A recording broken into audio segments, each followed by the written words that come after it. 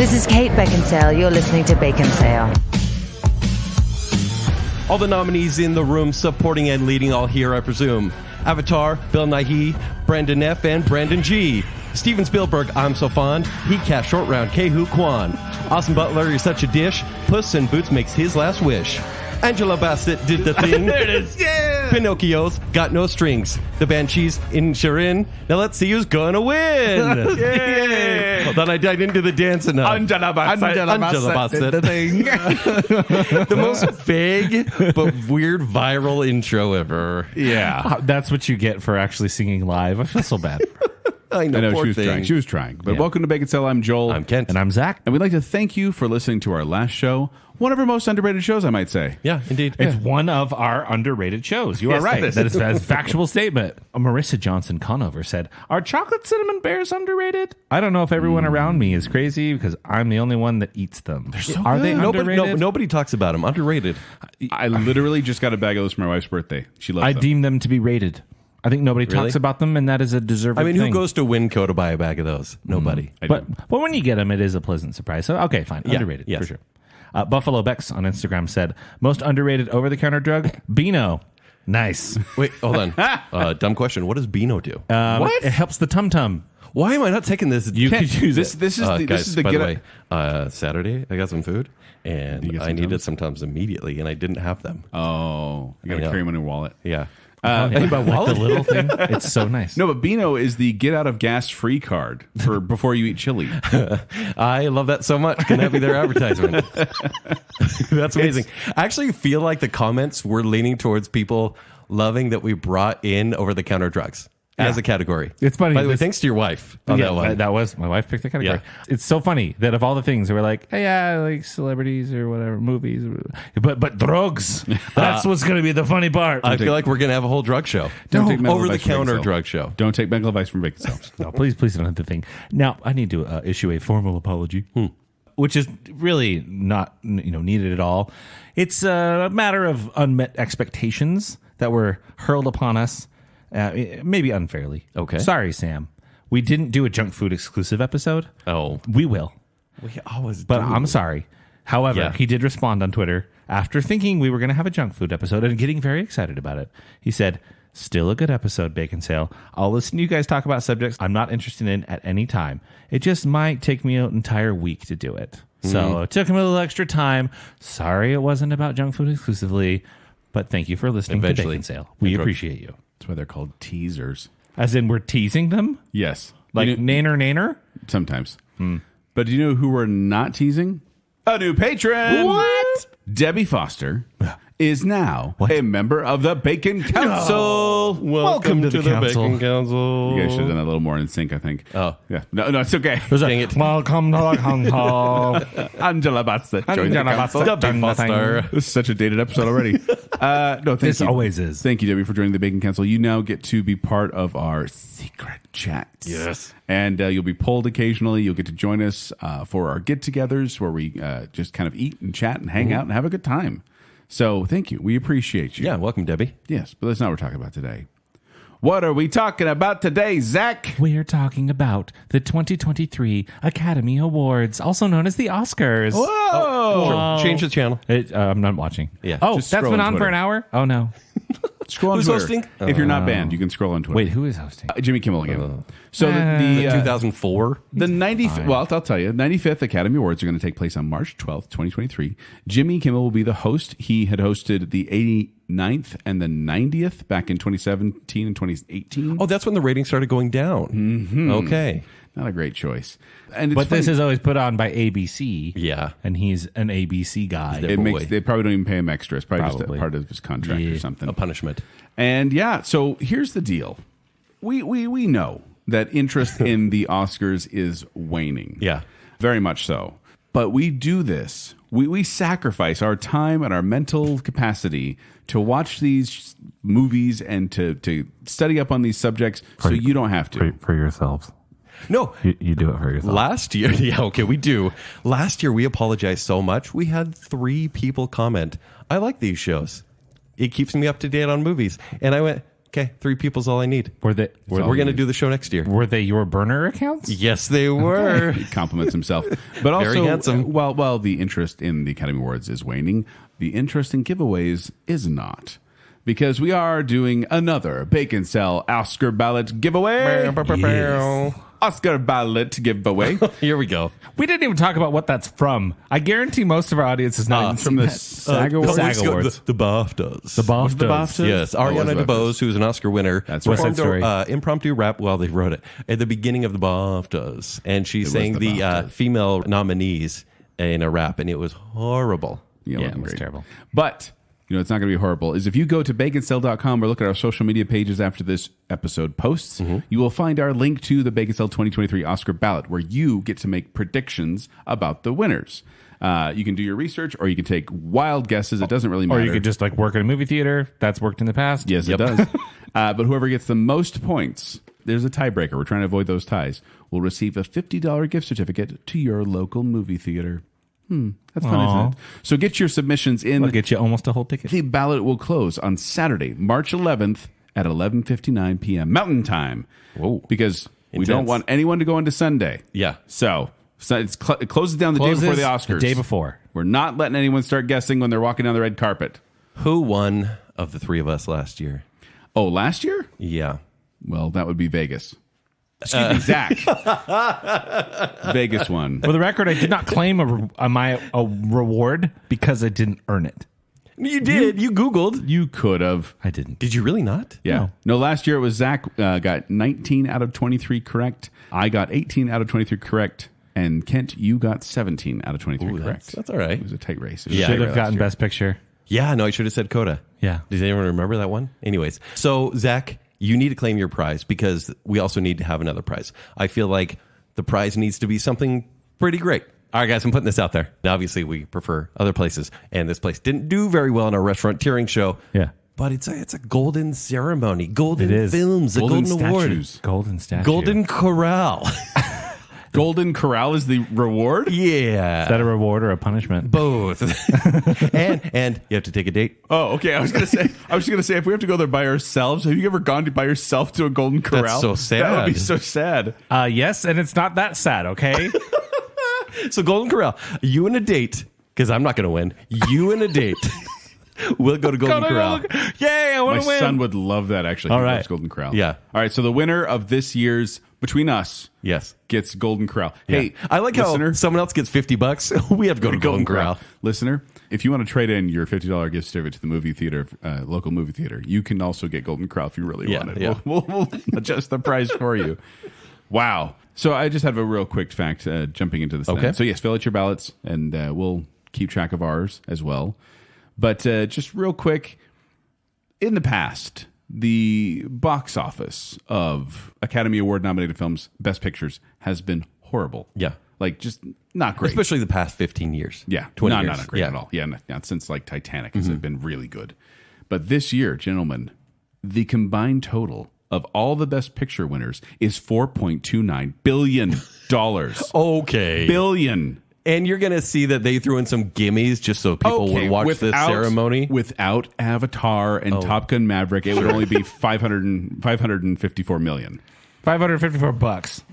So about a Jeez. fourth of what it. Yeah. More less than that. Hold You're on. like, you guys saw Top Gun, right? Watch the show. Yeah. What do you think? Why'd you like that? Yeah. So yes, and it's funny too because looking at these, this is the first time, by the way, that 2 films grossing over $1 billion worldwide will be nominated for Best Picture together. Wow.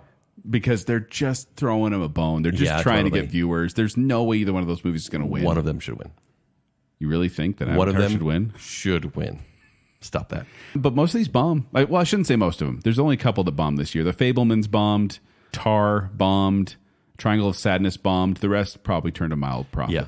Well, so many are just meant to be for critics, and that's it. Yeah. That's what it is. Yeah. This is not for the box And office. that is why we're going to go through and give the quick synopses, give our picks and maybe why, or if we haven't seen them, what's the buzz. But still, we want to get through these, not bore you with the details for short film animation, but we'll see how it goes. Oh, there's a good one. Okay. Let's jump right into it, Zach. Our first category is actress in a supporting role. The nominees are Angela Basset, Black Panther, Wakanda Forever. we should clarify. The first time we read these, we're going to read the synopsis just as it is written on IMDb. After that, we may get tired of the same old synopsis. We may start throwing other things in. Indeed. The people of Wakanda fight to protect their home from intervening world powers as they mourn the death of King T'Challa. That is like the first 15 minutes of the movie. Hong Chao, the whale. A reclusive, morbidly obese English teacher attempts to reconnect with his estranged teenage daughter. Carrie Condon, the Banshees of Inisherin. Two lifelong friends find themselves at an impasse when one abruptly ends their relationship, with alarming consequences for both of them. Jamie Lee Curtis, Everything Everywhere All at Once. A middle-aged Chinese immigrant is swept up in an insane adventure in which she alone can save existence by exploring other universes, connecting with the lives she could have led. And Stephanie Su, Everything Everywhere All at Once. Same movie Kent just said, a woman connects to herself in alternate realities. This one had a front runner. It no longer does. Why? You don't think so? Because a lot of the shows leading up to this, because the previous couple of weeks, you have the SAG Awards, BAFTAs, and everything like that. BAFTA. You have to say it like yeah, BAFTA. BAFTAs. Angela Basset, she was the front runner. And now, not so much. Carrie Condon is actually creeping right up on her. And in fact, this is a race between the two of them. Yep. Everyone here does a great job. Jamie Lee Curtis, it's more of a comedic role, but it's she funny. won the SAG. Jamie Lee Curtis won the SAG Well, award. that's silly. The Screen Actors Guild. Yeah. I believe that Carrie Condon deserves this award. Now, Carrie Condon, if you don't know who she is, if you've seen Better Call Saul, that's Mike's daughter. She was Mike's daughter-in-law. Fantastic. This is a very brooding, moody movie, and she was fantastic in it. She deserves it. But I still think Angela Basset is going to win because of all the buzz around Black Panther. And she won the Golden Globe Award for Best Actress and the Critics' Choice Award. Yes. She is also the first, this is weird, but true. She is the first person to receive an acting nomination at the Oscars for a role in an MCU film. Yeah. For a film based on Marvel Comics. Right. Ever. The first person ever nominated. And she barely deserves it, but she'll still win. An acting nomination. Is that not weird? Yeah. No, it's not weird because the movies are jokes. Like full of jokes. You know what I mean? I'm saying there's some good performances there, but I'm also saying that the Academy likes to throw bones to get viewers. Yeah. Seriously? In all the years of the MCU, no one's ever got an acting nomination? Right. Okay, what do you guys pick? I also picked Angela Basset. Okay. And I don't know why, because I just watched Wakanda Forever again. The role's medium. Yeah. She's basically the queen that she has been before, and other people have been. But it's more of an emotional plea in the movie for obvious reasons. I guess. Yeah. Zach? I don't get it, but that's what my method was doing a lot of research, and that's where all the things were pointing. As I did last year, this year I am not thinking for myself, except for 3 categories, and we'll talk about which ones later. So I am just playing the current Vegas odds at the time of this recording. They call them Wendover odds. Yeah, the current Vegas odds, yes. Yeah, there you go. So I will also go with Angela Basset, who has the best odds, but it is very, very close between Angela Basset, Carrie Condon, and Jamie Lee Curtis. And I do not know why Jamie Lee Curtis was not particularly great. No. She was fun. I liked her in that role a lot. Yeah. Stephanie, who she was much more interesting of a character and much more interesting of an actress, but whatever. Yes. And then shout out to Hong Chao in The Whale, who was very good. But yeah, Angela Basset is my official choice. So we all pick that. Yes. I hate it when we all match. I know. Makes that Golden Corral so much harder to achieve. Now we have actor in a supporting role. Brendan Gleeson, The Banshees of Inisherin. I wish you were still my best friend.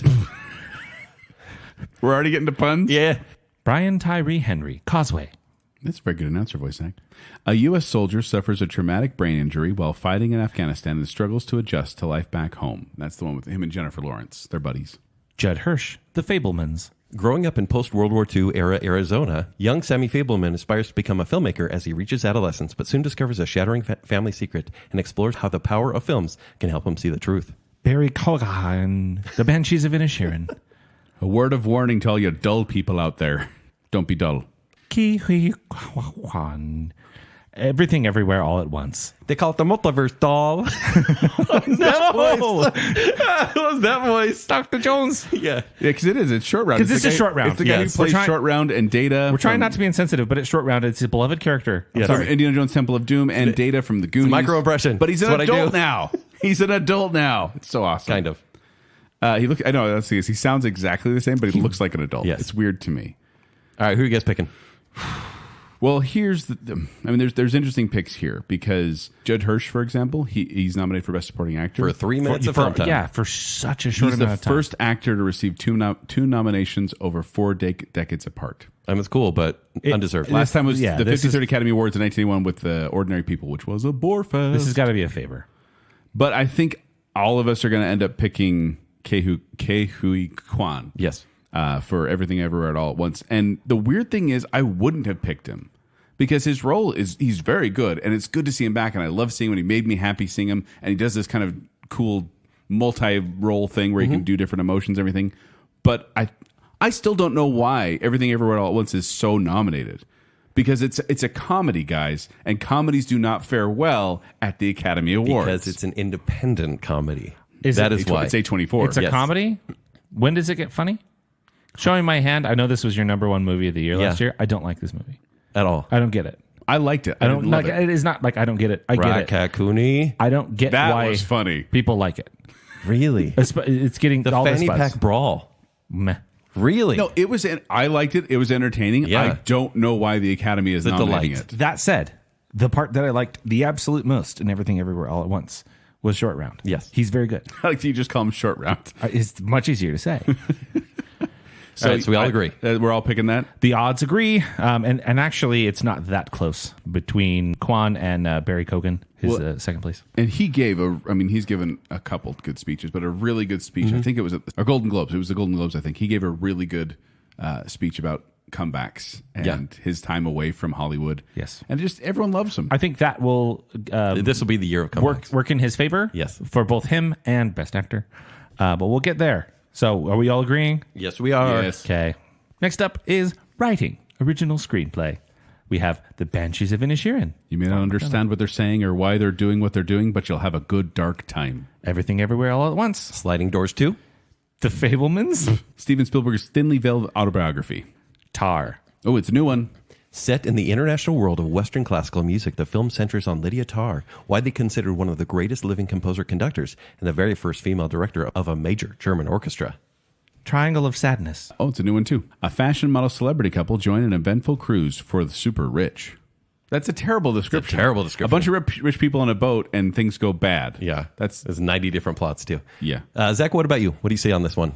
The odds say Everything Everywhere All at Once, with a close second being Banshees of Inisherin. So I will go with Everything Everywhere All at Once because that's all I'm doing is playing the odds. But like I said, I think that movie is weird. I'm going. is creative. I'm going against the odds. Okay. I'm going with your heart? I'm going with my heart. I'm going for a movie that I need subtitles to watch, and that's The Banshees of Banshees. Inisherin. The simple story is captivating, and somehow that happens in the writing. So It was close for me between those two, but I am going with Everything Everywhere All Okay. at Once because It's got a division. I'm going with Head. Yeah. Just because I saw that it eked out Banshees of Inisherin. sure. All right, moving on to the next one. We're going also in writing, but this is adapted screenplay coming from another material of some sort. We have All Quiet on the Western Front, A young German soldier's terrifying experiences and distress on the Western Front during World War I. Glass Onion, a Knives Out mystery. That was my reaction too. Famed Southern detective Benoit Blanc travels to Greece for his latest case. It's just dumb. Living. That was actually one of my favorite parts was- of the movie. That's actually a That's good my one. review of the it's movie just too. dumb. Yeah. It's so dumb, it's brilliant. No, it's just dumb. Living. In 1950s London, a humorless civil servant decides to take time off work to experience life after receiving a grim diagnosis. Top Gun Maverick? What is this What is that category? one? This is a really that's a kind of an obscure movie. I'll give the synopsis. After 30 years, Maverick is still pushing the envelope as a top naval aviator, but must confront ghosts of his past when he leads the Top Gun's elite graduates on a mission that demands the ultimate sacrifice from those chosen to fly it. Volleyball. Women talking. Do nothing. Stay and fight. Or leave. I feel like This is literally what IMDb says. In 2010, the women of an isolated religious community grapple with reconciling a brutal reality with their faith. Now, this is about a group of Mennonite women. Yes. Which is, I kind of looked into it, and it's based on a real story, but it was in Bolivia. Yeah. Did you know Bolivia? It was an island off the coast of Bolivia or something. Did you know they had Mennonites in Bolivia? No, neither. I didn't. That was educational. Guess what the movie's about? Guess what happens in this movie? Oh, men are jerks. Women talking the entire time, which is why it's going to win.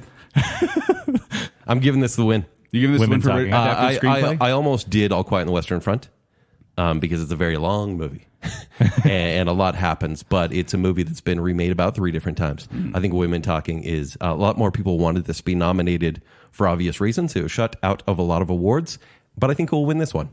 Well, and it's funny too because I found out that basically every single sequel is going to be in the adapted screenplay category because it's based on a story that's like Glass Onion, original story written by Rian Johnson, but because it was based on characters from Knives Out, which I hate. All one of them. I hate. They could have just called it Glass Onion. I hate when filmmakers assume the audience is stupid and so they have to put the colon there like Solo, a Star Wars story. This is a Netflix choice, not a Rian Johnson choice. I know, and that's what I mean. They think they're Ryan stupid. Johnson, he also thinks the audience is stupid. It's fine. Well, that's true. But I am going to agree with you, Kent. My research indicated Women Talking is going to be the winner here. So I'm voting for that as well. Shortest odds, Women Talking as well. We will all agree there. Although I feel bad every time I bring it up. I'm like, oh, Women Talking? Is this a horror movie? You said it. And my wife Zach, slapped that was me. Zach. We should clarify that was Zach. My wife People will get then- our voices my confused wife sometimes. Slaps me and gets mad at me, and we move on. Next, we have Best Visual Effects. All Quiet on the Western Front. The story of the army that Wonder Woman single-handedly beat.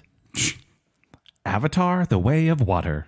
Jake Sully lives with his newfound family formed on the extrasolar moon Pandora. Once a familiar threat returns to finish what was previously started, because we can't come up with a new villain, Jake must work with Neytiri and the army of the Na'vi race to protect their home. By the way, visual effects is always the category of movies you've probably seen. Yes, this is like the big budget stuff.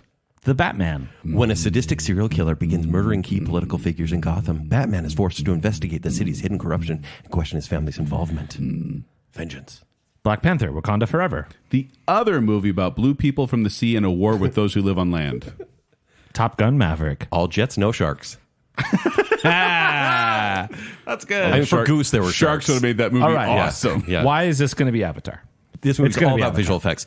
I would say it's pioneering, but it also happened 13 years ago. Yeah, how is it pioneering? It's the exact same Joel, effects I from the know you're original not a big Avatar. fan. It looks incredible, immaculate. It looks the same as 2009. In an age. Go back and watch okay, it. It's a lot better. even in 2009, that's better visual effects than we have today on most blockbuster But that's movies. why this movie is not nominated for costume. This movie is not nominated for makeup. Well, this what- movie is not nominated what for production costumes design. are there because that are it's not all visual effects. effects? That's why it's going to win because it's all visual Don't be effects. upset. It deserves this It award. does not deserve this I mean, I award. Absolutely deserves Okay, this award. It's between this and Top Gun. Top because Gun should get it. Is practical. And Yes. I love it. For There's that. there's a lot of visual effects. The visual effects are making it look like they're actually flying the planes. That is a trick in itself. You believe they're Oh, flying yeah, the I planes. get what you're saying. They were just passengers. Yes, But I don't know. Avatar: Way of Water is going to win this one. it will and it should. Shouldn't. It should. It absolutely should. Because have you seen a Marvel movie lately? Oof. They look like trash. Modoc. Best odds are to Avatar. Next best odds are to Top Gun Maverick. So Avatar will take it. Now we have sound. Which I love that they simplified this category from sound mixing and great. sound editing. We took an hour to explain editing and mixing Every before. year. Every time. Now we're just it's gonna jump right into it. Sound. All Quiet on the Western Front. War. What is it good for? Award season. But in German, Avatar: The Way of Water. You too can understand whales crying. The Batman. The Riddler isn't telling jokes and the Penguin isn't waddling. There's a dark one, folks. Elvis. The life of American music icon Elvis Presley from his childhood to becoming a rock and movie star in the 1950s. Top Gun Maverick. Wait, how does dogfight football work? I ain't worried about it right now. Well played. All right, Zach, what do you think? What does Vegas say about sound? Odds are in Top Gun Maverick's favor, and Why is that? I would agree with that. It's the sound mixing to make the visceral experience of being in the jets and flying with the jets. It really is an important element, not just the visual here. It immediately sucks you in with sound and never lets go. You mean breaking the speed of sound with the Mach 10 aircraft? oh boy, Right. He should be dead. yeah. No, it's Top Gun Maverick all the It's way. got to be Top Gun Maverick. Joel, do you agree? Well, it seems like these awards usually go to war movies because for some reason they think that this is not. We should clarify: the professionals are the ones in this field are the ones that vote for it, but they always seem to be impressed by bullets flying around while people are talking. And there's a whole lot of that in All Quiet. There is, Yeah. but Top Gun Maverick, I believe, is also going to take this one, so I'm voting for that as well. We're matching again, Hope it wins. Now we have another music category. This is original score. which means clips. All Quiet on the Western Front. Thanks for the memories.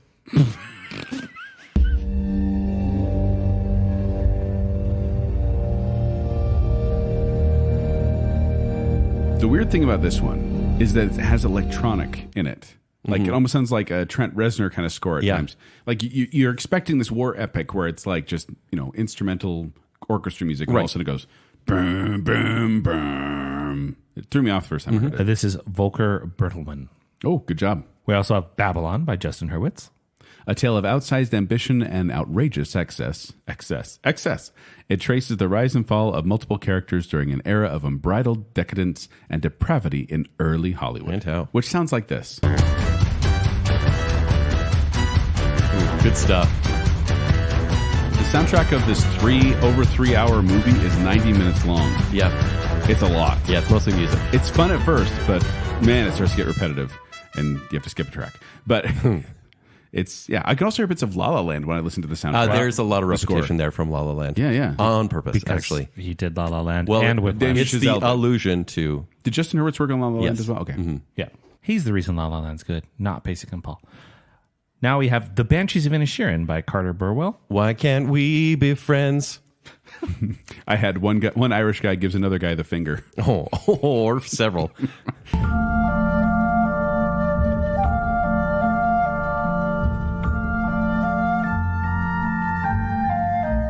Kind of a haunting. Sounds like a scene Dark. from Harry Potter. Everything Everywhere All at Once by Son Lux. A movie about family, unfulfilled potential, and a shocking amount of pixelation.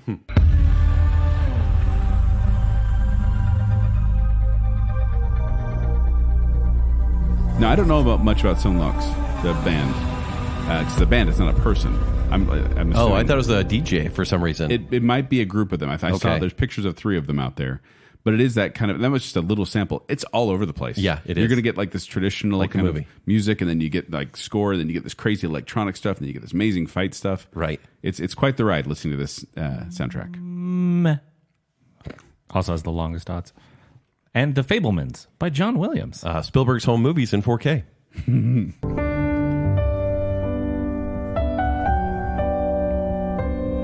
John Williams became the oldest competitive nominee in Oscar history. And with this being his 53rd nomination, he also broke his own record as the most Oscar-nominated living person and the second most nominated person behind Walt Disney. I swear he died 2 years ago. Well, this album is only 12 songs, and it's 31 minutes long. So I think So like a Weezer album. he's taking Way to go, John. He's taking it a little easy. But Sure. the man, I mean, he's so impressive at his work. I saw when the movie was over. I'm like, oh, John Williams did the music that I didn't pay attention to once. Yeah. It's pretty standard stuff. There's no like standout theme here, but it's good stuff. Joel, after you played All Quiet on the Western Front, I'm kind of leaning that way. Well, here's the funny thing about All Quiet on the Western Front is when I watched it, it's as Very long, by the way. according to the title. Yeah. Well, it's under 2 hours. I think It's a long... It's like 2:38 or something. That's a long movie. It's a 2:48 or Yeah. something. Anyway, not important. The important thing was, as I was watching it, I didn't notice the score. I thought it was a lot of quiet, a lot of silence until that boom, boom, boom. Those little cues when the bad guys would come around. Bad guys. They're all Right. They're all fighting for the Nazis. Everybody's bad. Joel, there's no Nazis in Western Front. That's right. That's right. It was one- like it's one. It's like 10 years before Hitler's rise to power. So yes. It's like Nazis' dads. Yeah. That's the interesting about it though, is the original 1930 Best Picture winner happened before Yeah. World War II. Yeah. And this is taking place decades after. It's a totally different feel to it. My vote is for the omnipresent score, and that is Babylon. I think the most effort went into this, and the movie wasn't really regarded in a lot of nominations, but score deserves it. It went on too long. I started losing interest after like 30 tracks. The movie is that way, truly. It has to fit the time of the movie, and so for that, he did a good job. And so, yeah, that's my vote. But as I listened to All Quiet on the Western Front, I realized how impressive the score was. I'm voting for it, and that is the one that everything was pointing to as well. Okay. Babylon has the shortest odds, but All Quiet is close. Shortest odds meaning best chance? Best chance. So I will I go. feel like you guys are at the same vote so far. I will go with So Babylon. he's doing Babylon. Oh, you're doing Babylon. Babylon. All right. Next, we have short film live action, also known as You Haven't Seen These. Yeah, we're going to be reading all the synopses on this one. We'll go quick. An Irish Goodbye. 2 brothers, one with Down syndrome, set about to fulfill their mother's bucket list with her ashes before they will sell off the family farm. What? No, it's actually, it looks like kind of like a little lighthearted. Kind of like, did you ever see Peanut Butter Falcon? so good. Yeah. That kind of Yeah. vein. Okay. This is the one I'm actually really interested in watching once I can find it. Ivalu. Evilou is gone. Her little sister is desperate to find her. Her father does not care. The vast Greenlandic nature holds secrets. The search for Evilou is on. So vague. Le peuple. That's very good French. Follow the rebellious girls of a Catholic boarding school before Christmas, a time of war and scarcity. Night Ride. A cold night in December. Ebba waits for the tram to go home after a party, but the ride takes an unexpected turn. It's a dark and sad movie. Is Kit in this one? No. Oh. Dang it. And The Red Suitcase. What is it with them just doing these short period non-sentences? It's like they're writing a screenplay. Luxembourg Airport, late in the evening. A veiled 16-year-old Iranian girl is frightened to take her red suitcase on the automatic carpet. Is that what it's called? The walkway? She keeps pushing back the moment to go through the arrival gate and seems more and more terrified. There you go. There's the live-action shorts. Okay, let's not belabor the point. I haven't seen any. I've watched Les Pupilles. That was on Disney+. So in fact, that's the first Disney Plus nomination for international live-action short film. I'm doing the Vegas odds thing. As I scoured the internet and I could not find anyone doing odds on this one because there's such a crapshoot. Sure. Therefore, I'm just going to, based on the descriptions alone, an Irish Goodbye. That one really does intrigue me. I'm saying Irish Goodbye as well. And I'm saying Les Pupilles. Okay. Disney Plus, I think, is going to get their first win and after their first nomination. It's set in it's in Italy and badly dubbed. Okay. I hate dubbing. Yeah, me too. But it's just these little girls and the nuns are really mean and there's a cake. And so that's the Cake is a lie. Now we have a short film animated. The Boy, the Mole, the Fox, and the Horse. Follows a boy, a mole, a fox, and a horse, as Zack said, as they create an unexpected friendship and travel together in the boy's search for home. The Flying Sailor. Inspired by true events, the highly anticipated new film by Oscar-nominated duo Wendy Tibley and Amanda Forbes is a mediation on a sailor's unexpected voyage. I hate when synopses do that. When it's like, let's talk all about the filmmakers instead of the film. Bad sign. Ice Merchants. Every day, I'm shuffling. A father and his son jump with a parachute from their vertiginous, cold house attached to the cliff to go to the village on the ground far away where they sell the ice they produce daily. What is this? Who wrote this? It's really cool looking. Tom Cruise sells ice. My year of Richards. Let's say Richards. Because, it's a nickname for Richards. Pam tries very hard to lose her virtue and always searches for the one. She's not alone. Her best friends are with her.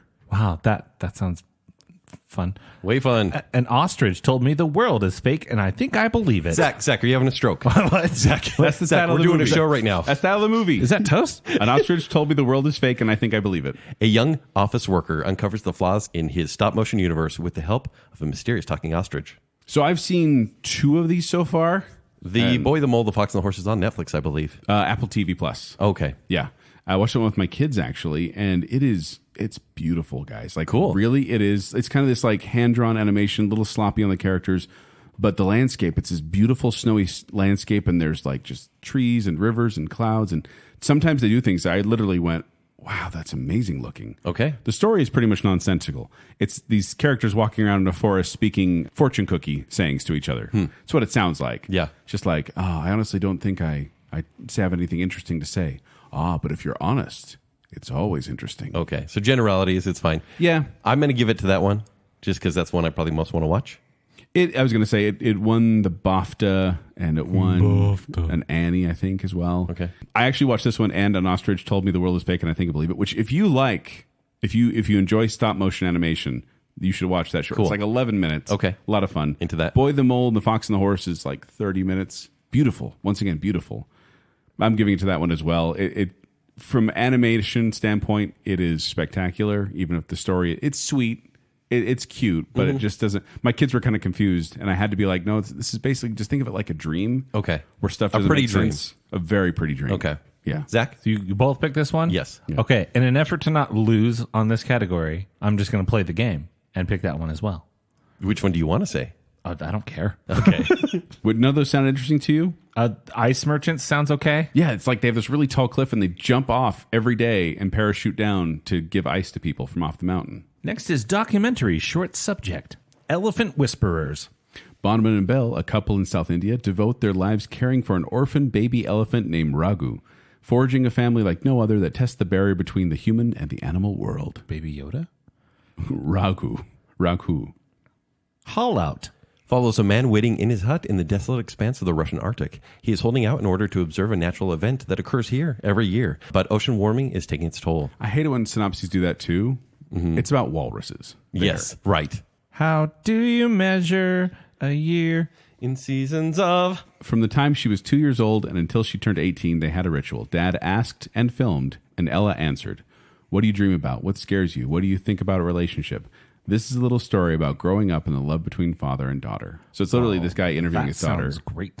Every 2 years, or every year. Cute. The Martha Mitchell effect. The cabinet wife who spoke out during Watergate and the Nixon administration's campaign to gaslight her into silence. Stranger at the gate. A U.S. Marine plots a terrorist attack on a small-town American mosque. His plan takes an unexpected turn when he comes face-to-face with the people he sets out to kill. I most want to watch How Do You Measure a Year because I think it'll be really cute. It's going to make me cry. But I think Stranger at the Gate sounds the most captivating.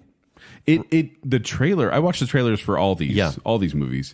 And that one I watched and I went, wow. Like everyone, at one point in the trailer, someone says, everyone thinks this story's fake, but it's not. And I'm like, it sounds made up. Yeah. It feels like an Oscar winner to me. But it looks really intriguing. That's what I want to watch. Signs pointed to The Elephant Whisperers, which I started but have not finished yet. Okay. I'll finish by the time this episode airs.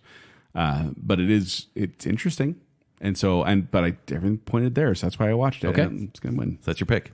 Yeah, I'm really sold on this. You can Okay, tell. your choice. You pick Stranger at the Gate. Yes, I did. Joel, you pick The Elephant Whisperers? Yes. Fine, then I'll go different, and I'll do How Do You Measure a Year?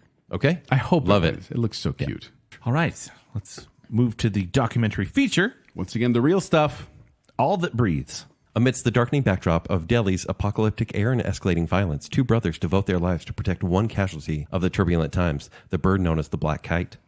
They're saving birds. All the Beauty and the Bloodshed. Follows the life of artist Nan Golden and the downfall of the Sackler family, the pharmaceutical dynasty who is greatly responsible for the opioid epidemic's unfathomable death toll. Fire of Love. That's how you measure a year. Fire of love. Brain twins, intrepid scientists, and lovers. Why did I do that? I don't know. They're old people, Kent. And Lovers. Katya and Maurice Kraft died in volcanic explosion doing the very thing that brought them together, unraveling the mysteries of volcanoes by capturing the most explosive imagery ever recorded. Is this a remake of the Tom Hanks, Meg Ryan movie? No. it's like, this one is kind of interesting because they're scientists, but they get right up They there sure do. by the volcanoes. Yeah. I want to watch this one. I haven't yet. You should. A House Made of Splinters. Children and staff in a special kind of home, an institution for children who have been removed from their homes while awaiting court custody decisions. Staff do their best to make the time the children have there safe and supportive. Navalny. Follows the man who survived an assassination attempt by poisoning with a lethal nerve agent in August 2020. During his month-long recovery, he makes shocking discoveries about the attempt on his life and decides to return home. Basically, one man against Putin. So the only one I've seen is Fire of Love, and I quite liked it. That was on Netflix, right? Probably. Maybe. I saw it on part of my Oscar screeners. That's fine. But no, it's good. It's not one of these awesome documentaries that you're going to recommend to people, but the footage they get, all the stuff that we know about Mount St. Helens when it erupted is very cool, and it's happening right there. Is that where they died? So you just have to watch it.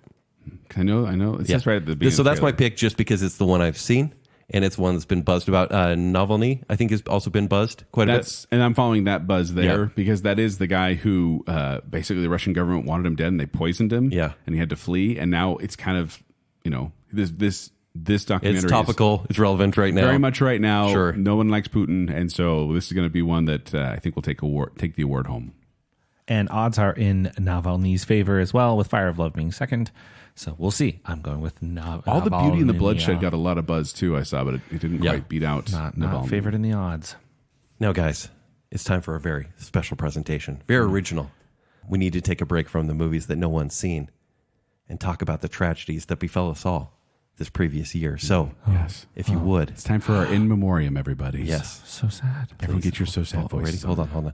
All at once. 1, 2, 3. So sad.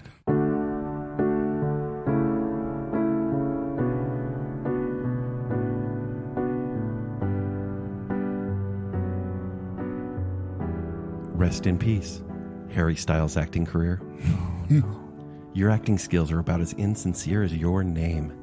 After the failures of Don't Worry Darling and My Policeman, it seems like you might have to keep your day job as a world-famous pop artist billionaire.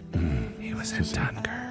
What do you mean? His name really is Harry Styles. No, that's so fake. So Harry sad. Edward Styles. Well, stop it. Born 1994. Styles is the character from Teen Wolf and Teen Wolf 2, Joel. That's not him. So sad.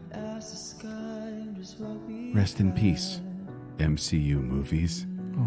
It's clear that you no longer want to tell one-off standalone stories, but instead want to tell a series of interconnected plotlines with no real beginning or resolution. So why don't you just make everything a Disney Plus series now and let the cinematic universe run itself into the ground? Money. Oh, money's... It's good. It's good. But it's so sad. It is also sad. Money's the reason. Rest in peace. Marvel's Phase 4. Similar. Very, very, please don't say similar that way ever. similar. Please don't do that anymore. Between She-Hulk's twerking, Wanda being a hero for imprisoning a town, screaming goats, or just overall bad effects, this former box office giant is in a bad way. Though Marvel has smothered the phase with a pillow and put it out of our misery. Thankfully, Quantum Mania is kickstarting the next phase. Oh, wait, rest in peace, Phase 5. So sad. So whispered. So whispered. Rest in peace, Elon Musk's Wild West of the internet. Oh no. Back in 2019, when I compared Jimmy Fallon to a delicate and fragile flower due to his reaction to a game he was playing with Kate Beckinsale, I was suspended from Twitter for 6 months. I thought that now that Elon Musk has taken over that cesspool of a social media platform, I would have the freedom to call someone a pansy, but it seems like that's not the case, and I got suspended for sharing the same tweet again. So it looks like Within an hour. So it looks like I'll have to limit myself to calling people orchids, cherry blossoms, daffodils, lilies, marigolds, or even chrysanthemums. So sad. Free speech isn't free. So sad. All the flowers are musky. Rest in peace, negative fan feedback. No longer can fans of a popular franchise criticize modern remakes and reboots without being accused of all sorts of bigotry or review bombing. We must protect these super corporations at all costs without dissent. How dare you? And how dare we all? I think we're going to get a review bomb now. How sad. So sad. Rest in peace, broadcast television. Oh. Now that Better Call Saul has ended this past year, I don't think I'm watching anything that's broadcast over the air at a specific time slot. It's all streaming series for me. But don't worry, it's all good, man. Sports. I like what you did there. You saw that? I heard that. It's a sad pun. So sad. Sad. So sad. Rest in peace, public dislike for Hayden Christensen. Oh. Right? This You're is convinced. This is a good one. Thank you. The rest of these have been awful. This is Rest in peace, public Yeah, it's a good one. It's a good one. Yeah. I'm confused. Disney promoted a Hayden and Ewan reunion heavily, but what we got was tiny Leia outrunning and outthinking both the Jedi and Sith combined. If Hayden Christensen is the best thing about a project, you know Disney's in trouble. Oh, back to sad. Obi-Wan, forget if that series ever happened. Oh. You said running, you should have said waddling. Yeah. Waddling quickly, though. Yes, very quickly. That's so So angry. so sad. No, sad, not angry. So mad. No, Zach, no. Change the M to an S. Zach, no. Zach, you're having a stroke. Toast. Speaking of which, rest in peace, Zach's career in slogan creation. Oh no. After the smash hit that was He Wears Sunglasses, Zach never quite hit that same height again with follow-ups such as and oh well, at least he has fantastic hair and a really cute baby. That's true. Which was also this last year. Yeah. So sad. Oh, that's true. And his hair is great. It is. The babies? No, the baby's bald. The baby's actually quite bald. Oh, so sad. I'm sure it's yours. Oh, dang it. Oh, no. I'm so sorry. I'm so sorry. It just came out. I'm friendly. so sorry. So much. Rest in peace, the DCEU. Wow, we're killing both cinematic universes. We were on the right track with the Snyder Cut. Also, Batgirl being erased, and Henry Cavill's imminent return to the role he was born for. Wait, did known criminal Ezra Miller just reset the timeline to keep his job? Now, somehow Cavill's gone, Affleck's gone, Gadot's gone, and now, so is my interest. Oh, This one actually does make me really, so mad. really So sad. sad. Sad, not bad. Sad, mad. I'm smad. My baby's still bald. And finally for me, rest in peace, Avatar franchise. Because everyone listened to me and realized that the only reason that the original Avatar is one of the highest grossing movies of all time is because the ticket prices were 3 times what they were back then. People stayed away from the sequel and stopped James Cameron's ego in its tracks. Wait, what? What? No. Avatar: The Way of Water made $2.268 billion already? Yeah. Because people are still willing to shell out 3 times the ticket price for moderate 3D effects in IMAX? Well, shoot. I guess we have to endure 12 more of these overpriced sci-fi nature documentaries. I think your math is bad on that one. So sad. So sad. Yeah. Moderate brilliance. What? I don't even know. I will sadly stab you. And the final tragedy of 2022. That we're going to talk about. Rest in peace, boring award shows. Oh. Ever since Will Smith left his fresh prints on Chris Rock's face, yeah. the world awaits the next big moment during an awards telecast. Never happening. It's only a matter of time before Jerry Springer is announced as the next host of the Academy Awards. Jerry. Steve. What? Steve. Oh. Remember when Ellen took a selfie? So sad. Okay, guys. Whew. Okay. Bringing the room back up. Zach, are you okay? I'm fine. You're mad. I was mad a couple times. Or being sad. I tried to be sad. Not Yeah. mad, sad. I got mad. Okay, should we get back to the boring stuff? You know what doesn't make me mad or sad? Good production design. It's actually, I actually agree. This is really cool. Okay, for production design, All Quiet on the Western Front. This just in, war, still bad. Avatar: The Way of Water. The set was a computer. Babylon. The Roaring Twenties in full color. Elvis. Not filmed in the ghetto. The Fablemans. Ma, I want to be a filmmaker when I grow up. And then I'm going to make a film about my films that when I became a filmmaker. All right, Zach, what did you choose on this one? Or what did Vegas choose? Vegas chooses a Babylon for best production design, and based on everything I've seen of it, again, I haven't seen the movie, but There's so much happening. it looks like, and it's so vibrant. A lot of it you don't want to see. yeah, from a But it's- production design standpoint, this is impeccable, and it's a time period that is oft awarded. Yeah. So Babylon is my choice. It And, is. and production design, we should clarify once again, is the way the look, the set, and everything, like everything in there. feels. Really, the look. It's of actually the movie. astounding what they pull off, even in the first 20 minutes. First 10 minutes is bad, but then you get to like they're filming a war movie back in the 20s, and it's so fun to watch, like a Is it All Quiet on the Spartacus type Western Front? movie. Yeah, kind of. I also picked Babylon. I think it deserves the win by far. Yeah. I mean, you're the devil in disguise, Colonel Parker, so I got to go with Babylon. Yeah. I don't really like Elvis. Nicely done. Thank you. Elvis's production design was not the problem with that movie, though. Let's No. be honest. No. It's pretty good. Now we have makeup and hairstyling. All Quiet on the Western Front. Put some mud on him. The Batman. Coke Zero. Black Panther: Wakanda Forever. This is hairstyling, but half the characters are bald. And sponsored by Red Bull, you know, because Neymar had swings. Yeah. Ankle wings. Elvis. A little less Colonel Parker, a little more Elvis, please. The Whale. The Nutty Professor in dramatic form. Does he take a potion? Does he change? No, no. So it's sad. So makeup and hairstyling, I mean, it's exactly what it says. It's just the way things look, like people look. Like, I do kind of want to give it to the Batman because he actually puts the black makeup underneath the cowl, which is new for Batman.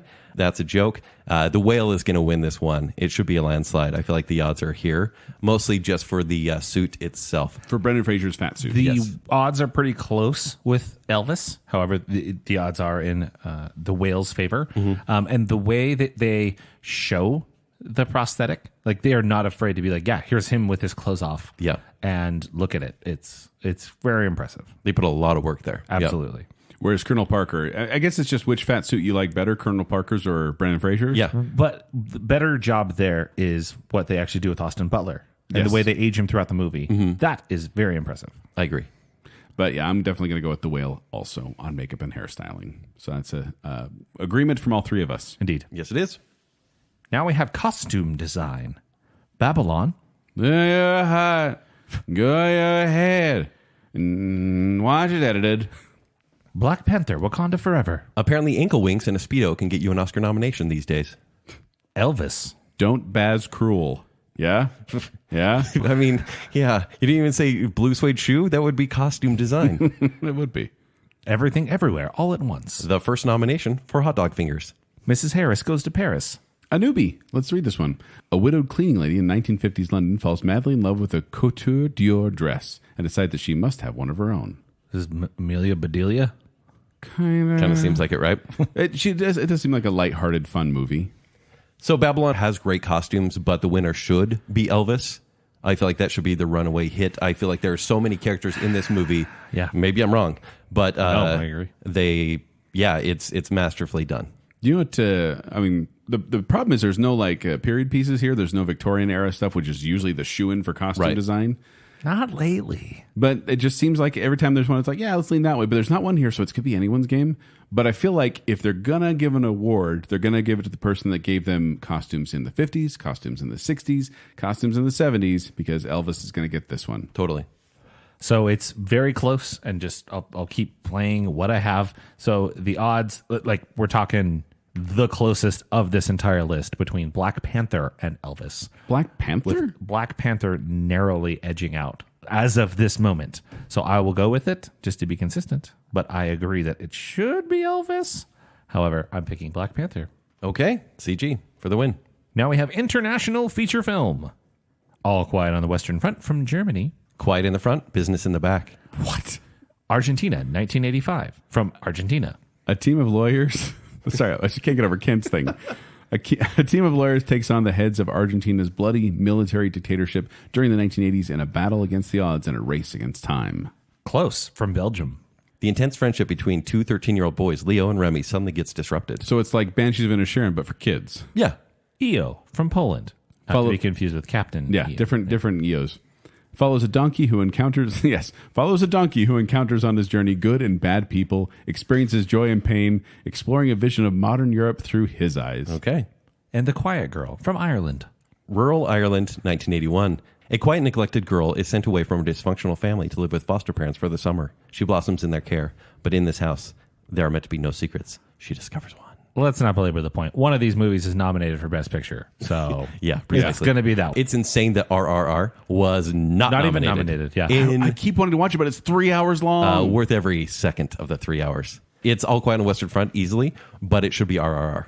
Well, and it's not even nominated.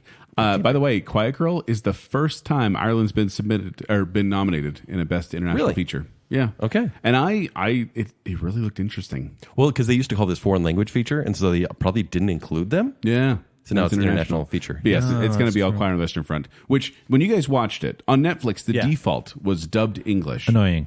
Did you guys keep it on that, or did you switch it up? I watched half the movie that way and then went to subtitles just to try it out. I literally stopped the movie and had to be like, no, we're doing subtitles. I do not like dubbing. Yeah, subtitles, I get it for sure. Next up is Best Film Editing. We have The Banshees of Inisherin. Which is much less scary than the Banshee of Knocknashiga from Darby O'Gill and the Little People. So scary. Elvis. I could have gone with a little less conversation from Tom Hanks. Everything Everywhere All at Once. They edited out the most extreme parts, thankfully. They did. Without even clear play, they edited it out. Tar. Kate Blanchett shatters the German composer glass ceiling.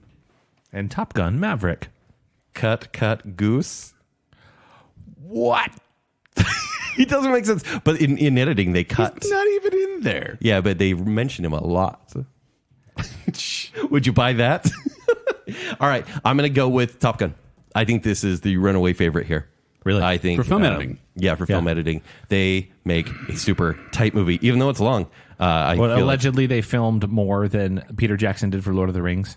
Is that what they said? I heard a rumor. Yeah. That there's just so much footage of them in the planes that they had to put together. So it is quite a feat. Yeah, but I mean, like, it's a training movie.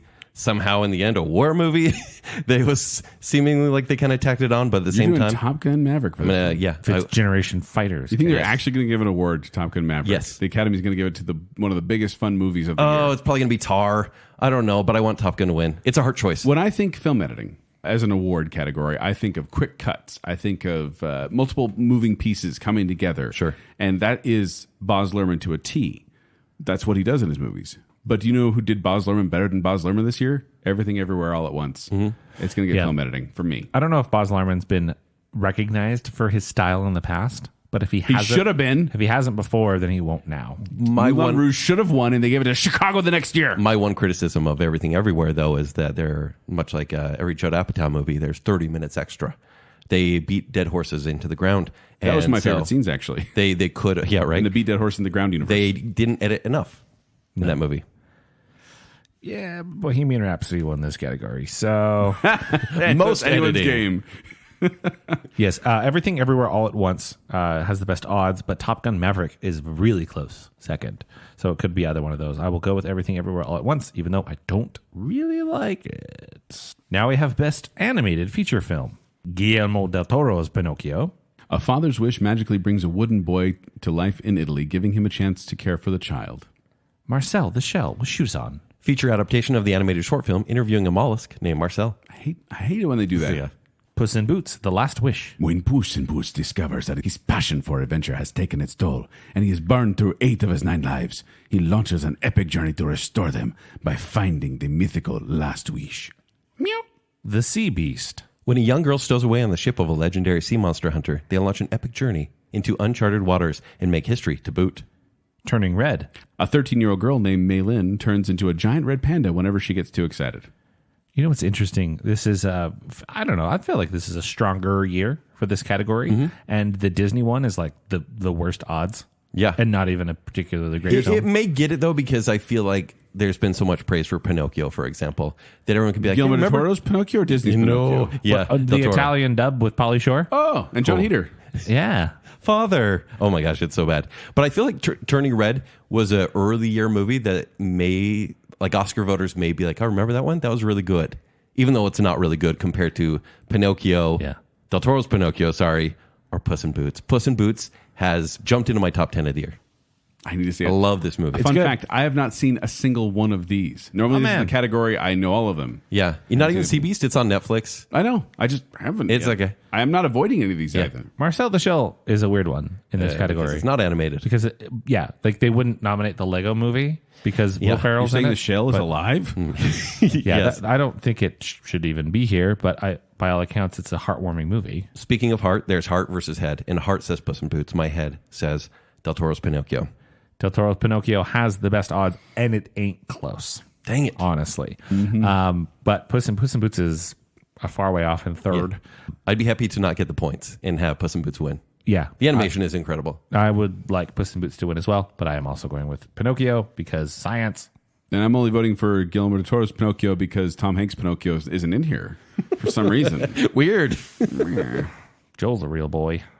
I'm a real boy. Now we have cinematography. The camera work. All Quiet on the Western Front. Y Casa War.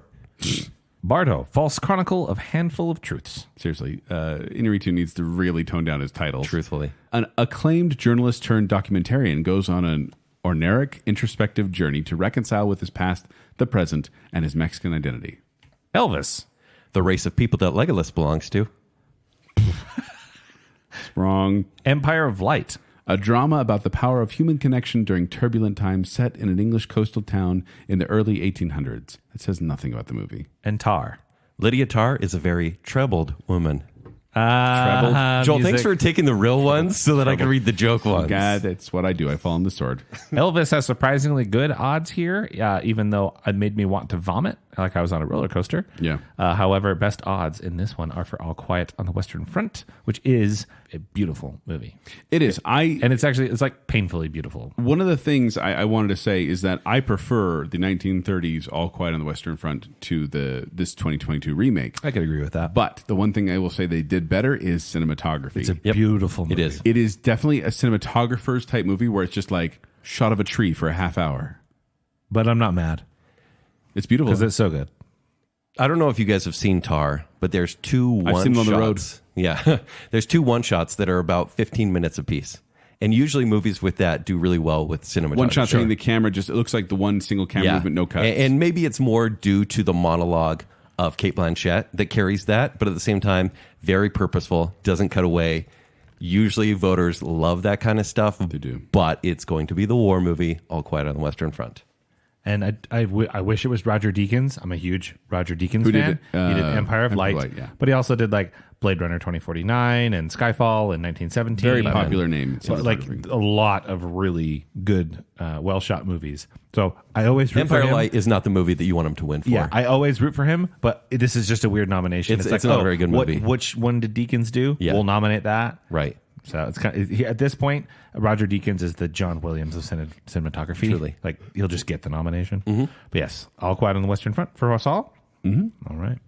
Now we have a music, again, but original song. We have Applause by Diane Warren from Tell It Like a Woman. This is a new one. Tell It Like a Woman. The synopsis is stories of women, both in front and behind the camera. Give yourself some applause, you deserve it. Give yourself some respect, cause you earned it. Give yourself some love, cause you earned 90s country is so good, you guys. That's so mean. It is, but at the same time, the lyrics of this definitely are kind of that. You go, girl. It feels like it. That's what the song is, which is fine, but just I don't know if it's Academy Award winning song. We have the second most popular song from Top Gun. It's Hold My Hand by Lady Gaga and Blood Pop. hold my hand, hold my hand, I'll be right. I saw a tweet that said, it's funny that everything worked for Top Gun. Everything exploded except for Lady Gaga's song. Right. Yeah, But I forgot that this song was in the movie. Yeah. it's so try hard. Yeah, it is. Yeah. It really is like, this is going to be the song. Because it comes on during the movie, and then I think it's... Does it come on during the movie? I thought it was only in the credits. It's. I think it's during the movie. You may have forgotten about it because who cares, right? I think it's actually... I remember One Republic song. I think it's diegetic, like it's being played in a radio or something. Should have been Great Balls of Fire. Should have been. Should have been. I don't blame Lady Gaga, though. I blame Blood Pop. I just love there's just Lady Gaga and Blood Pop. We have Lift Me Up by Rihanna from Black Panther. Burning in a hopeless dream. Hold me when you Oh, I'm sorry, I fell asleep. Oh, good. There's still an hour 40 left. It's a beautiful song, but it just kind of encapsulates the mellow, slow, boring mood of Wakanda Forever, which Well- is basically a beautiful 30-minute tribute. Well, that's the thing. They're like, Chadwick Boseman? hey, we only want you to remember the tributes to Chadwick Boseman. And then, like, an hour and a half of Forget about the rest of the movie. nonsensical. We have Natu Natu by a couple of South Asian fellows from RRR. So that's a new one. So it's a fictitious story about two legendary revolutionaries and their journey away from home before they started fighting for their country in the 1920s. Time to wake up, fellas.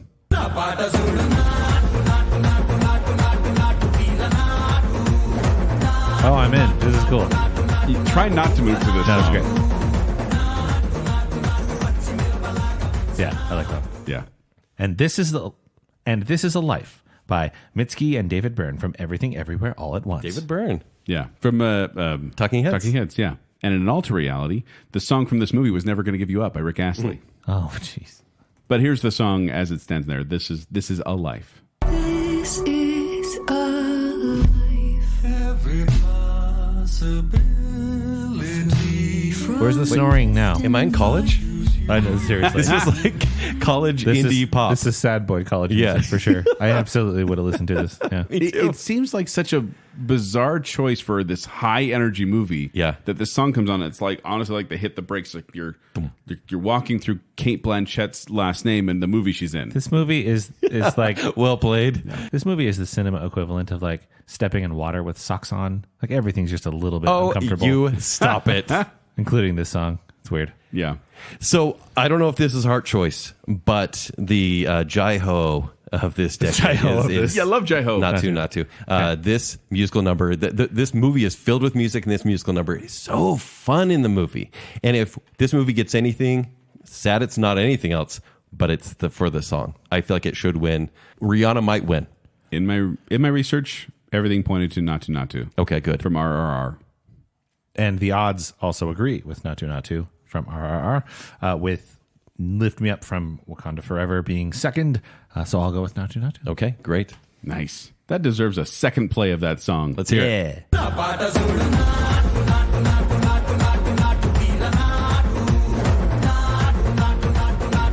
Man, it's just fun. I gotta watch this movie.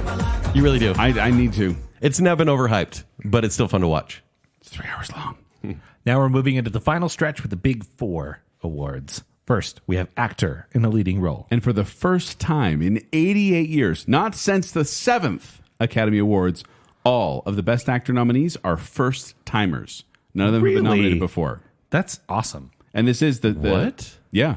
And There's this two is of these I'm looking at like, oh, sad. never been nominated Bill before. Nye. Wow. Yeah. And in fact, the 16 first-time Oscar nominees across the 4 acting categories is the most first-time nominees in Oscar history. So supporting and Love it. and main. All right, we have Austin Butler from Elvis. Austin Butler dives so deep into his character that he gets stuck. For life. Colin Farrell, Banshees of Inisherin. Farrell is this movie's lucky charm. Brendan Fraser, The Whale. There he wins. Paul Mescal, After Sun. What's a new one? Sophie reflects on the shared joy and private melancholy of a holiday she took with her father 20 years earlier. Bill Nye, Living. Not Bill Nye. Bill Nye. Bill Nye. Yeah. A good one. Bill Nye plays a grumpy old man. Wow, he's really good at that. He is. I love him. He's so good. He's so good. Honestly, this is a good category. Not only is it good, everyone deserves a trophy. They're all this is good. a really strong category. They're all incredible. Did you see After Sun, Kent? Yeah. Because I just watching the trailer and reading the synopsis gave me I got so sad. No, it's weird because it's such a slow burn. You're watching it and you're going, nothing's really happening on this holiday. And then you realize, because the movie doesn't tell you, it glimpses it. Yeah. It doesn't tell you that she's watching and remembering these memories with her dad. Because it's like a do nothing weekend, but honestly, it made me cry after it was over. I bet. I Yeah. read this one. I was like, that'll get me. yeah. This to me, Austin Butler is like Andrew Garfield last year, who was Yes. nominated for Tick Tick Boom, a Yes. movie that's good. It's fine. Yeah. Like I enjoyed the movie just fine, but the performance from Garfield elevated it to a higher level. That's the same thing I feel. I don't really like the movie Elvis, but I really Well, like it Austin seems Butler like a in this gimme movie. to give it to someone in a musical biopic, right? That's what I was going to say. That's why I'm conflicted, because the Academy loves musical biopics. But They love biopics. he did better than anyone that's won the award in the And past. this movie is good because of him. Yes. True. It's good in spite of Tom Hanks, but like he makes this movie without Austin Butler's just full commitment performance in this movie and how interesting he is. This is a nothing show. And it's not an impression of Elvis Presley. No, it's not. He's embodying You've the seen so many idea of a Elvis character. impersonators. It's almost a joke. Yeah. But he does it in a way you're like that. I sometimes would be like, have to remind myself that's not really Elvis. Yeah. And then when they switch at the end, like Yeah. they switch to real footage at the end, they do this kind of seamless transition. And I kind of go, oh yeah. And how they handled the music and him singing, like Truly. it's modern technology, right? But it's a little bit of Austin Butler's voice, and then it transitions into just Elvis's voice over time. Really clever stuff. That said, I think first runner-up is Colin Farrell, who might even win the award. He might do it. But he's just so dull. Pretty long. Stop it. His speech pretty to long Brendan odds. Gleeson in the bar, in the pub, Yeah. is so Banshees of good. Inisherin. I think he kind of deserves it. In fact, every one of these do, but I think we've all picked the front runner. The front runner, the one who should win it. I liked his movie the least You did not of all these. You did not like Brendan Fraser in The Whale. I liked him in it. I did not like The Well. You didn't like it. Nope. Tell me more. Well, You why really don't not? It's a little too in your face. I like Darren Aronofsky, who's the director, but it's like the teenage daughter is kind of evil. I mean, that's a issues. plot point. Yeah. Yeah. But I mean, like almost too evil, right? Everything's a little too extreme. And the way this movie plays out, it felt a little insincere. I like Save for a Brendan Fraser show. Yeah. I like the Fraser. movie. However, I agree with your points, but I don't blame Aronofsky. I blame the fact that this is absolutely 100% a stage play. And there's nothing more he could do. with Totally it. correct. And as you're watching it, Did it and you start haven't as seen that, this or one is this yet. a book? It started as a stage Actually, play. Zach, for that reason, like it is a great thing they've done. No, it's a good, I just don't like the story at all. But just even the way that people walk by the window, it feels so much like a stage play, and I mean that in a bad way. Okay. However, Brendan Fraser is so good in this role. You should despise this person. He even the character himself tells people to think he's gross. He wants people to hate him because he hates himself. Yeah. But there's something endearing about the character. There's something so lovable and likable about him. Right. And that makes it so heartbreaking to see him in the position that he's in. Right. And it absolutely makes this movie. You put pretty much anybody else in this, and I'm like, I don't know that this has the same, impact or interest. Well, look, the emotional impact that Brendan Fraser gives, right, at this moment. And that's discounting all the meta stuff that goes around with it. Yes. Obviously, there's a lot of the outside stuff and the feel-good story, just solely looking at the performances. I really appreciated Fraser. And again, I think this is a lesser movie without him. I actually Yes. don't think it's a good movie without Same. him. I think with him, it's something worth talking about, worth seeing. But I also feel that way about Elvis. Yeah. Like Austin Butler makes that movie. Joel? This is stuff. No, if Austin Butler wins, I think there's going to be a lot of disappointed people because that's the shoe-in vote. But I feel like Hollywood loves a comeback story, and Brendan Fraser, like laser or razor. Yes, he has been on this kind of comeback tour and all these uplifting interviews and good just conversations with people. I mean, He's going to cry on stage his again, and speech we're all will going to be love great. it. Yes. Yeah. So there you go. We're all picking Brendan Fraser. Love it. And people will roll their eyes at if Austin Butler went up there, him speaking, they'd roll their eyes because he's a pretty boy with a bright future. So obviously, and that's what story. he feels too new to get the award to me. Sure. The odds as well, I haven't mentioned because I've actually seen some of these movies. This is a great category. However, it just by a little bit, the odds have Brendan Fraser ahead of Austin Butler. Okay. It's close. Now we have actress in a leading role, Cate Blanchett in Tar, She never boxed down Anna de Armas, blonde. like Johann Sebastian Bach. Okay. Gotcha. The story of American actress Marilyn Monroe covering her love and professional lives with a semi-convincing accent. I got to imagine the trailer had a lot of views just because people were curious about the voice and disappointed. That thing is, she looked the part. But then as soon as she opened her mouth, started speaking, I'm like, that's not Marilyn Monroe. Andrea Riseborough to Leslie. A West Texas single mother wins the lottery and squanders it just as fast, leaving behind a world of heartbreak. Yeah, inspired by true events. And questionably nominated. What? Yeah, we'll get to that. Michelle Williams, The Fablemans. West Spielberg story. Michelle Yeoh, Everything Everywhere All at Once. I gave up on puns at this point. Oh, really? I have the best live-action Disney remake ever. Of what? Ratatouille. Okay. By the way, Michelle Yeoh is the first ever Asian woman nominated in the Best Actress category. Wow. But all the focus on this one, not for good or for bad, has been on Andrea Riseborough, who is the mom in the new Matilda the musical. Mm-hmm. But from Oblivion as well. Oh yeah, Oblivion. Oh yeah, yeah. But she was nominated kind of by word of mouth.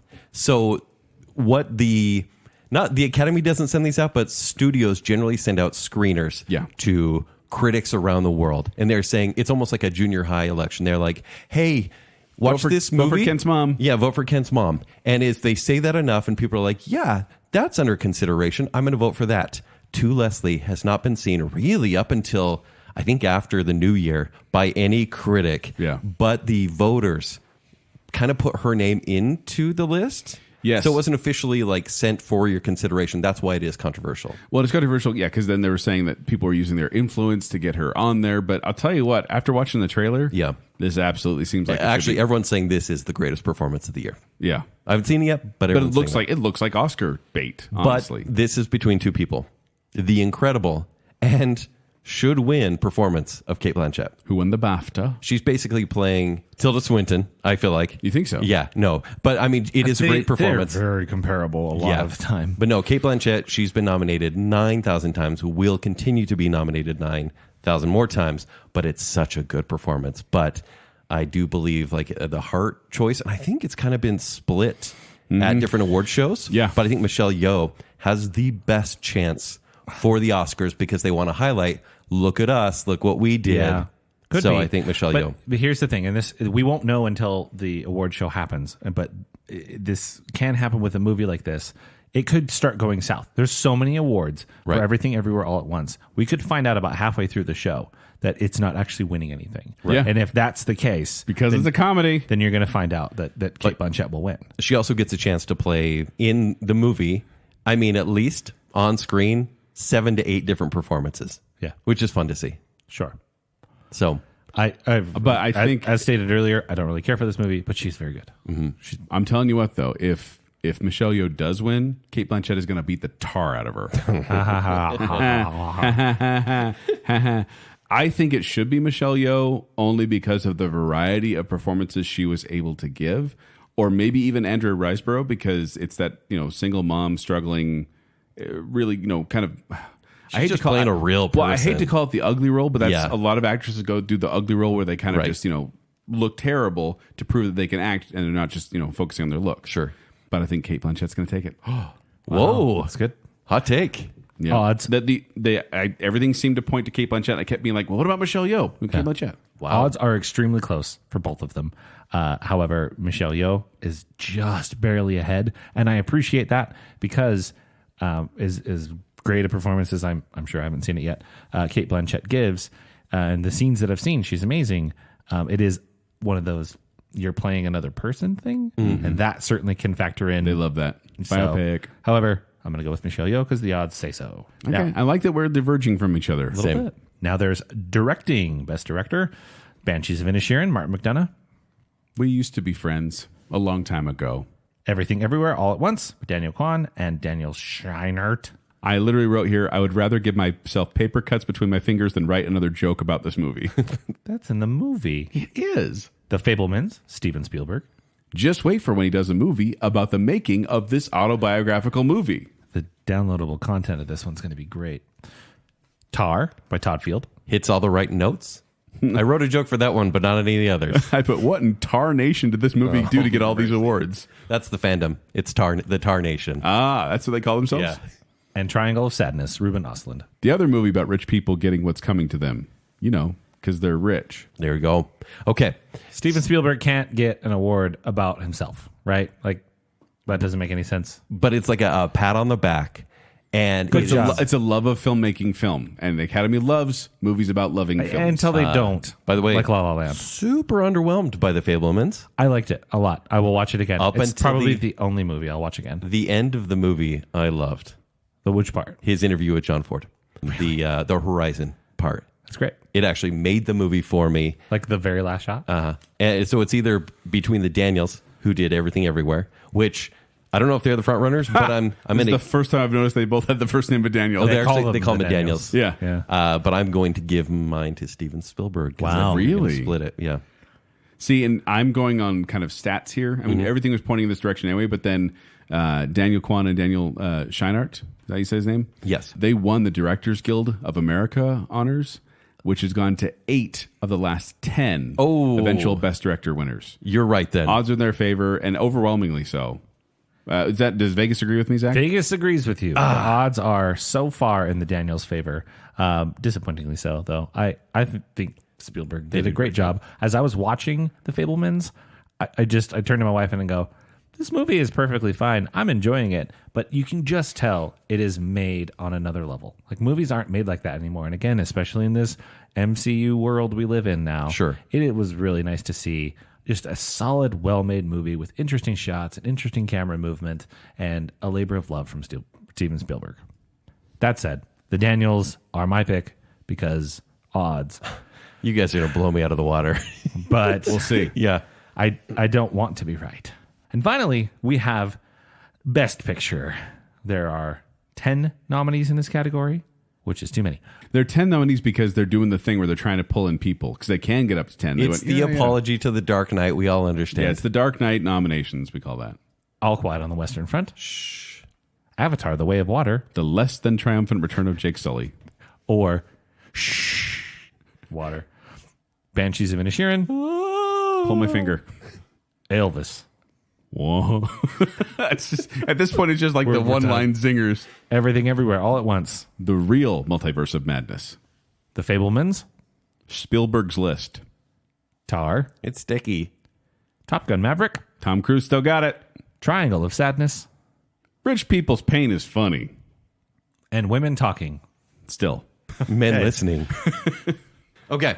So this is the big one. And I have it split. I have Steven Spielberg winning the director. I don't know if they're going to give it to the Daniels and to this movie, but I do think Everything Everywhere All at Once will win the Best Picture. It It doesn't make sense to me. Insane. Why doesn't it make sense? Because it's a comedy. It's a sci-fi. Listen, the These do not win. The If it's a- Fabelmans is not a Best Picture winner. It's not a comedy. It's not a comedy. And in fact, Joel, It's a goofy movie. you've often fought for comedies to be included more. Absolutely, I do. And that's why Yes. I think this is just one of those kind of just... The reason I'm mad is because everything's pointing to it, and I'm like, you're getting your hopes up, people. Sure. It's not going to win. There is one movie that I truly think deserves the win. And I think in history, people may go, really? A sequel? But the movie that deserves the win is Top Gun Maverick. Fun fact, this is the first time in Best Picture history where there's 2 sequels in one ceremony. Yeah, and they're the biggest money earners, obviously. Do you say that because of the movie that it is or the impact? It's the impact. It's the grand uniter. Critics, fans, all It is the demographics. Adele's Hello of movies. Yeah, truly. All demographics love this movie. It is so insane to see people just wholeheartedly agree on how much they love a movie. Yeah. And that's Top Gun. I can't recall another time where everyone's like, "Oh, have you seen it? Oh, of course I have. I loved it. It Right. was great." How did Triangle of Sadness eke its way into Best Picture? It's so strange, and there's a little bit of tragedy involved behind the scenes, and so it's kind of a sympathy plea as well. It is Tragedy tied behind the scenes? tied for the last I'll place. tell you in the- later. Okay. Yeah. It's tied for last place in the longest odds with Yeah. Avatar and Women Talking. Yeah. But I think it's going to be the indie comedy that could. And I think Everything Everywhere is going to take it for sure. Now, here's the problem is that I feel like I said, all signs are pointing towards Everything Everywhere all at once. Like I kept seeing that and I'm like, but it's a comedy.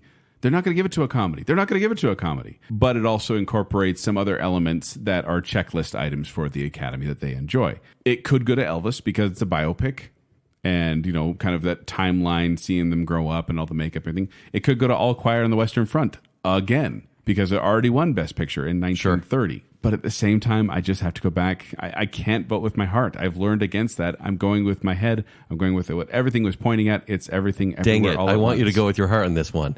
I don't know. Yeah. I'm just frustrated because, I don't know. It doesn't seem like it's going to win, but all signs are pointing to it. So I'm having that little disconnect there. And it's I get it. making me stressed out. And I don't have a heart.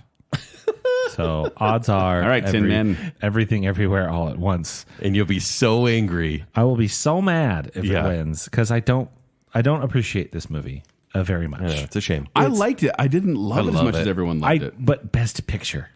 Best Picture? Picture. Right up want there with in Coda? the For annals of me, time. it's most surprising picture.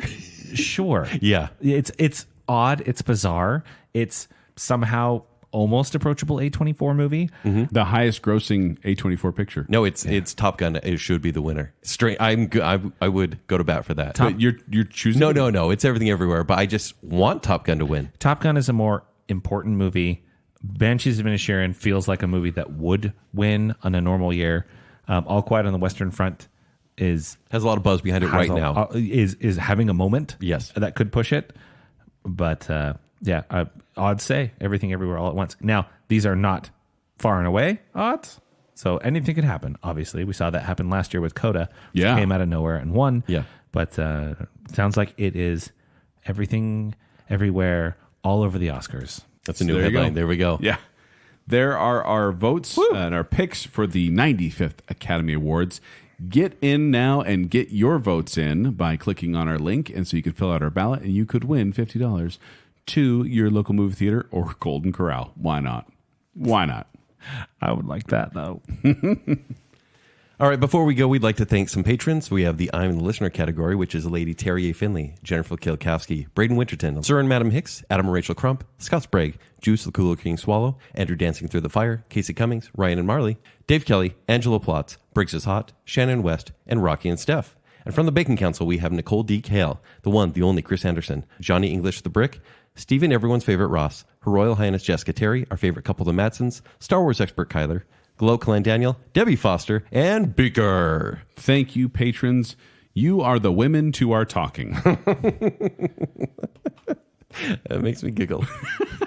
But if you want to find me, you can find me at 76Joel on Twitter. You can find me performing with Quickwits. They perform at the Midvale Performing Arts Center. For more details, go to qwcomedy.com or go to the Quickwits Facebook page. If you want to find me on Twitter and Instagram, it's at Kenny3DD. If you want to read my movie reviews, it's ShowtimeShowdown.com. If you'd like to connect with me, you can do so on Twitter and Instagram. It's at Tumbling Mustard. But more importantly, make sure you're following Baconsale. Please like that Facebook page and go to at Baconsale on Twitter and Instagram. While you're doing that, stop by tpublic.com/Baconsale, where you can get yourself some merch, become a billboard of Baconsale. And if you like what's going on here and you want to support us further, visit patreon.com/Baconsale, where you can see all sorts of fun stuff starting at only $3 a month, including behind the scenes conversation about an upcoming bracket. What? Wow. Patreon.com/Baconsale. So until next time, rest in peace. My chances at Golden Corral.